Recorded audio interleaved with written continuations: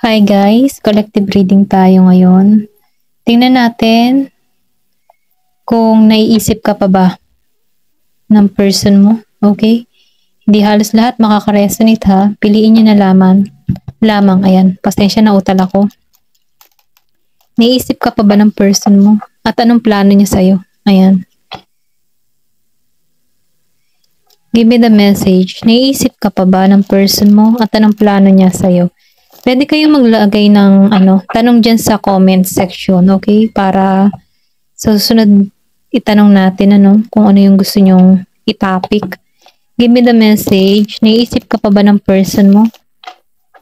At anong plano niya sa'yo?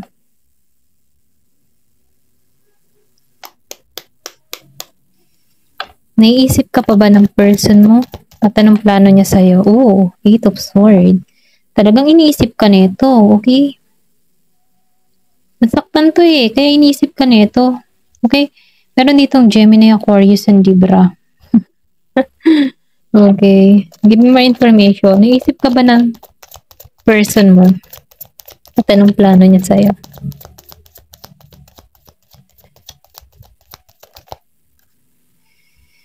Wheel of Fortune. Yup. Gusto nitong mabago yung connection nyo. Tumalsik to. 4 of Cups. Wala pang pagkikita dito, okay? Sabihin natin na nagkaroon dito ng missed opportunity sa connection nyo. Hindi mo na-receive yung offer nito, or pwede rin sabihin hindi nito na-receive yung offer mo before. Yung hindi niya pinahalagan yung cups na inaalak mo dito. I mean sa cups yung pag-ibig mo, no? Pero dahil naka-reverse na siya, nagkakaroon to ng realization. Kumbaga, handa na siyang i-receive yung love mo. Kaya lang, ang tanong dito, ikaw, give me more information. Pwede rin kasing naumay ka na dito. Malakas dito yung Cancer. Give me more information. Naiisip ka pa ba ng person mo?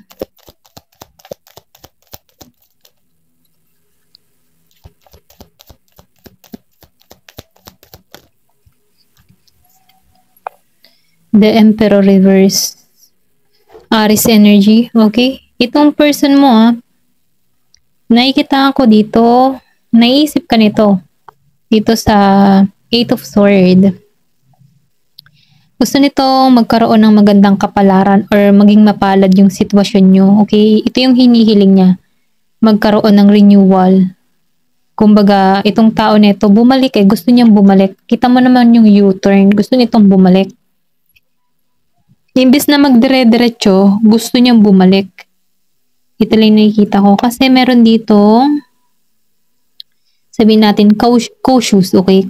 Kumbaga sa cautious, babala para sa tao na to. Na kapag pinagpatuloy niya yung kanyang ginagawa, okay? Or sabihin natin na pinagpalit ka nito dito, sa ibang babae. Pero nakikitaan niya dito na meron ditong ahas Okay? May ahas. Maybe na-realize ng tao na ito, or sabihin natin na-compare ka dito sa new person niya at ikaw, okay? Kinumpare ka. Naramdaman niya yung pagkakamali. Naramdaman ng tao na ito yung maling desisyon na nagawa niya. Kaya itong tao nito, gusto niya muling ayusin tong connection kasi nahirapan to sa 8 of Swords. Pwede rin sabihin na nahuli mo to, okay? Hindi niya intention na saktan ka, pero nahuli mo siya dahil may tuksong ahas. Ito na yung nakikita ko. Pwede rin sabihin na meron dito nagkaka-interest sa person mo, inakit yung person mo, at dahil dun natukso tong person mo, kaya itong tao nito, nagkaroon kayo dito ng separation. Okay? Naramdaman mo kasi dito na binaliwala ng person mo dito sa 4 of Cups. Binaliwala niya yung damdamin mo dito. Naramdaman mo dito hindi siya naging mabuti para sa'yo. Okay? Dito sa The Emperor reverse. Hindi siya nanindigan, hindi siya kumbaga sa nanindigan, hindi siya naging stick to one sa'yo, okay? Dahil nga meron ditong ahas. So itong tao na to, nagkaroon dito ng pagkabalisa. Pwedeng na nahuli mo to sa akto, na niloloko ka, nahuli mo to, Pero dahil itong tao nito, ngayon, gusto niya. Gusto niyang bumalik sa'yo, okay? Gusto niya mag-U-turn muli sa'yo. Pero itong tao na ito, nahihirapan kasi ito sa sitwasyon. Kasi alam niya ikaw yung susi dito eh. Kung makikita mo kasi dito, ikaw yung susi eh. Eh nakabuhol-buhol dito sa mga ballpen na to, okay? Kumbaga ito yung sword. Eh nakabuhol. Ngayon, ikaw, ramdam ng tao nito, nasaktan ka niya eh. Okay? So ngayon itong tao na ito, ikaw yung sagot. Okay? Ikaw yung sagot. Kasi nasa iyo yung pen eh. Ikaw yung makakasagot sa kanya dito sa problemang tinatahak niya. Ikaw yung solusyon. Dahil itong tao na ito, hindi makatulog, nababagabag, nakokonsensya. Ikaw yung sagot dito. Ikaw yung susi para mabuksan to, para makalaya siya sa ganung pakiramdam. Okay? Ayun, ito lang yung nakikita ko. Tingnan pa natin. Give me more information. Iniisip ka pa ba ng person mo? Ano yung plano niya sa'yo? Okay. Two of Swords. Reverse. So, nakikita ko dito, no, na meron tong gagawing call or pwedeng sabihin na gusto ko nitong tawagan pero dinideny mo yung tawag nito or dinededma mo, okay? Gusto nito magkaroon ng balance dito sa Two of Swords. Reverse. Kasi, humahanap na to ng solusyon sa problema nyo. Kumbaga, gumagawa na to ng paraan para maging maayos na muli yung connection nyo. Ito lang yung nakita ko. Give me more information.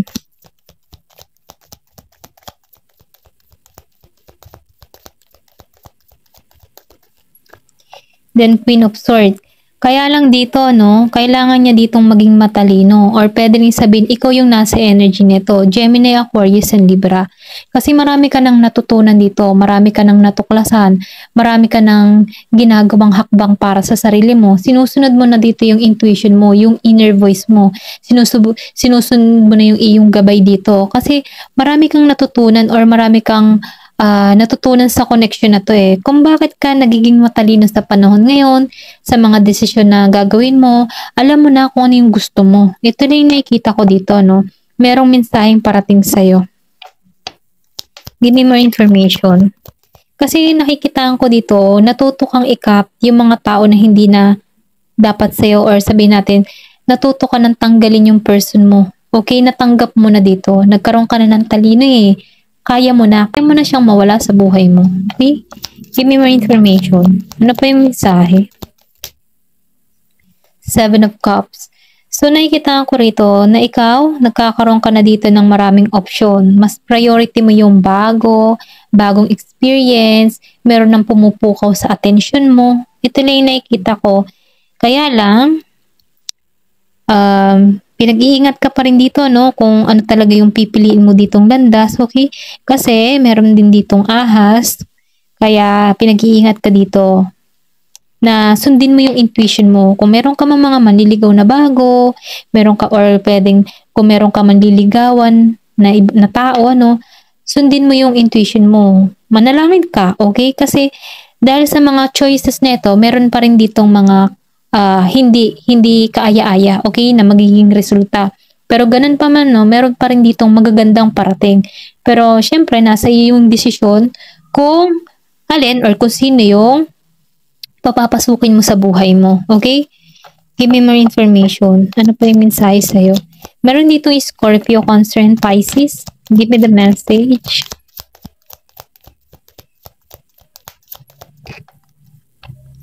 Meron ditong Aries, Leo, Sagittarius. So, nakikita ko dito, no? Meron dito magkikitang muli. Meron dito patungo sa'yo. Yung iba sa inyo, no? Aries, Leo, Sagittarius. Meron makikipagkitang muli sa'yo. Or pwede rin sabihin, ito yung plano niyang mangyari sa Four of Wands. Kung madalas mo makita yung 11-11, okay? Confirmation yun na union is coming sa connection na to. Ito na yung nakikita ko. Give me more information. Ano pa yung mensahe? Gusto ng tao nito yung renewal. Okay, Six of Cups. Gusto nito yung pagkakasundo. Okay, magkasundo na muli kayo. Gusto niyang bumuo muli kayo ng masaya at simpleng buhay, mapayapa. Okay, gusto nitong mag-date kayo, i-enjoy niyo yung moment niyo muli. Gusto nitong bumawi sa'yo. Six of Cups. Gusto nito yung pakikipagkasundo sa'yo, okay? Yung teamwork muli, mga ganun ba? Ito lang yung nakikita ko. Scorpio, Cancer, and Pisces. Give me more information. Or pwede rin sabihin natin, gusto nitong bumuo muli ng pamilya sa'yo. Okay? Gusto nitong ayusin eh. Kasi alam niya na yung pagkakamali niya before at ayaw niya nang maulit muli yun. Kasi nahirapan siya dun. Give me more information. Oh, meron ditong 5 of Swords. Meron tong mga inaaral, meron tong mga pinaplano, okay? Meron tong pinag-aaralan, meron tong pinaplano. Pwedeng sabihin meron tong gagawin or masurpresa ka sa gagawin nito. Yung iba sa inyo, no? Gemini, Aquarius, and Libra, meron tong mga pinag-aaralan. Give me more information.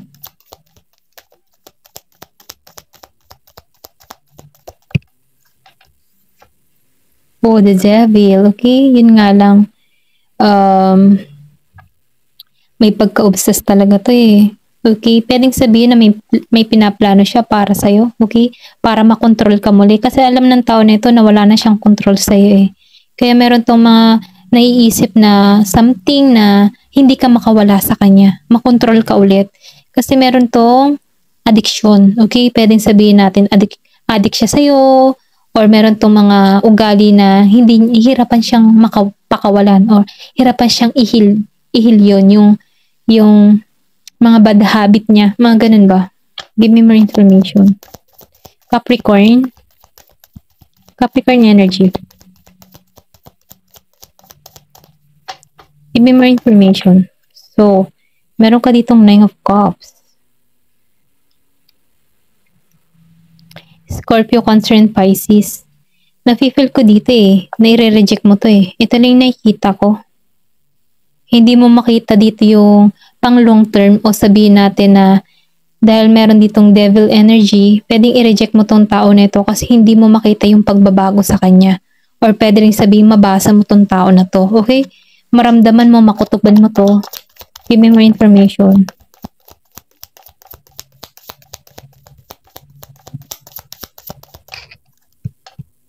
Meron ditong Ace of Cups. So, itong tao na ito, pwedeng sabihin hindi siya stable ngayon eh. Okay? Sa Nine of Cups, Reverse, and Ace of Cups. Wala pa siyang may offer or may pagmalaki sa'yo. Ito na yung nakikita ko. Or pwede rin sabihin ito yung energy mo sa tao na to. Wala kang bagong simula sa kanya. Ayaw mo. Okay? Kasi meron ditong devil energy eh. Ayaw mong tanggapin, or pwede rin sabihin natauhan ka na kasi dito. So ngayon, ayaw mo. Pero ito yung gusto niya mangyari. Pero kahit may ganun siyang gusto itong mangyari, natatalo pa rin siya ng kanyang pagiging addiction, meron siyang obsession, okay? Dito sa Ace of Cups and Nine of Cups, parehong naka-reverse, hindi mo ito makitaan ng new beginning para sa'yo. Maybe, nagkakaroon ka ng pag-iisip dito na baka maulit muli yung ginawa niya sa'yo, okay? Kumbaga, na-feel ko dito na meron ka ditong trauma na naramdaman sa tao na to. Give me more information. At ayaw mo na yun maranasan kasi nakalaya ka na dito. Baka kasi mamaya, iniisip mo dito na baka maulit muli ginawa nito, baka mamaya control na naman niya ako, baka, marami kang baka. Pag halimbawa, marami kang mga baka, sigurado yun, red flag na yun, okay? Give me more information. Pero kapag halimbawa, hindi ka komportable sa sitwasyon, sundin mo yung intuition mo. Huwag ka magtiis. Dahil baka sa bandang huli, ikaw lang din yung mag-sacrifice dito. Pero nasa iyo pa rin yung desisyon, okay? Dahil ang tatanungin dyan ay ikaw. Give me more information. Kasi mas kilala mo dito yung person mo. Give me more information. Okay, 5 of Cups reverse. So, nakikitaan ko dito, no? Sa 5 of Cups, meron tong, sabihin natin, namimiss ka ng tao na ito, okay? Sa 5 of Cups. Sobrang namimiss ka ng tao na ito. Gusto nitong muling mabuo yung connection. Kasi nagkaroon dito ng ng labuan, nasira yung connection, nag-broke, gusto nitong ayusin. Pero dahil nakikita mo to, pwedeng sabihin na hindi siya stable ngayon eh. Nahihirapan siya sa financial. Ito lang yung nakikita ko sa 5 of Cups. Pero itong tao na ito, namimiss ka na ito. Okay? Ito lang yung nakikita ko. Tingnan pa natin dito kung ano pa yung karagdagan na mensahe sa'yo. Dito na lang sa card na to. Give me the message. Ano pa yung karagdagang mensahe sa'yo? Ayan. Give me the message. Ano yung karagdagang mensahe sa'yo? Stop. Nakalagay dito sa stop. You will be taken care of in difficult times. Kumbaga, no, marami ka nang kinaharap dito na mga mahihirap na pagsubok. Marami ng beses. Give me more information.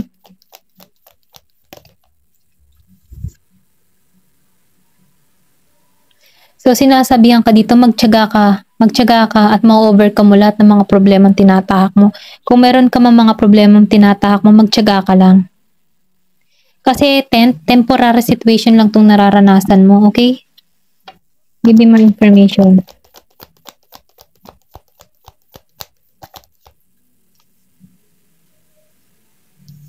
So, yung iba dito, no, nagkakaroon ng problema sa pera.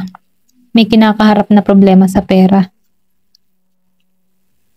Meron ka ditong nakadil na lalaki, okay? Seryoso, maitim to. Or kayong manggi. Meron din siyang puting buhok. At itim. Meron din, may pagkasingkit, seryoso. Pero nakikita ko. Give me more information. So, sinasabihan ka dito, shield. Defend yourself. Protect yourself. O sabi dito, no? Give me more information.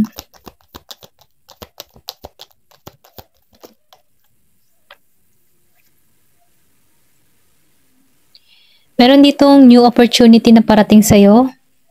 New possibilities at new path. Okay? Parang meron ditong bagong daan na magbubukas sa'yo. Bagong oportunidad na mag-o-open sa'yo. Excuse me. Give me more information. Lumabas to. Change. Nakalagay dito, change for the better, okay? Magkakaroon ka dito ng transformation. Mas pipiliin mo dito yung pagbabago. Give me more information. Maybe yun yung priority mo ngayon, yung pagbabago. Okay, tingnan pa natin dito sa isang card. Give me more information.